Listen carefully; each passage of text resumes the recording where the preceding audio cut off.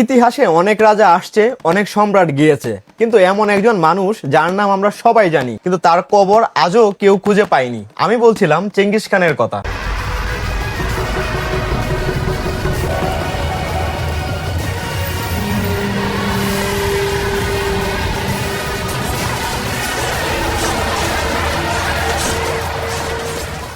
যে মানুষটা একসময় অর্ধেক পৃথিবী কাঁপিয়ে দিয়েছিল, যার সেনাবাহিনী ইউরোপ থেকে এশিয়া পর্যন্ত ধ্বংসের ছাপ রেখে গেছে, আজ তার শেষ ঠিকানাই একটা রহস্য।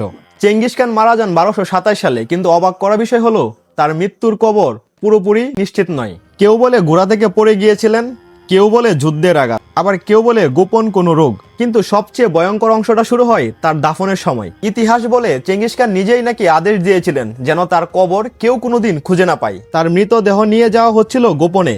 যারা সেই শবযাত্রা দেখেছিল, সেনারা নাকি তাদের সবাইকেই মেরে ফেলে। শোনা যায় যারা কবর কুড়ছিল তাদেরও জীবিত রাখা হয়নি, আর কবর দেওয়ার পর হাজার হাজার ঘোড়া সেই জায়গার উপর দিয়ে দৌড়ে যায়, যাতে মাটির কোনো চিহ্ন না থাকে। কিছু ইতিহাসবিদ মনে করেন মঙ্গোলিয়ার বুরকান কালদুন পাহাড়ে চেঙ্গিস খানের কবর লুকিয়ে আছে। আবার কেউ বলে একটা নদীর গতিপথ বদলে দিয়ে তার নিচেই তাকে কবর দেওয়া হয়েছিল।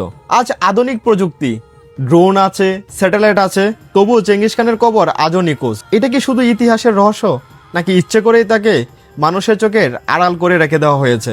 একজন মানুষ যে মৃত্যুর পরেও পুরো পৃথিবীকে প্রশ্নে ফেলে দিয়েছে। চেঙ্গিস খান নিয়ে যদি আপনার কোনো মতামত থাকে তাহলে অবশ্যই কমেন্ট বক্সে জানাবেন। ধন্যবাদ।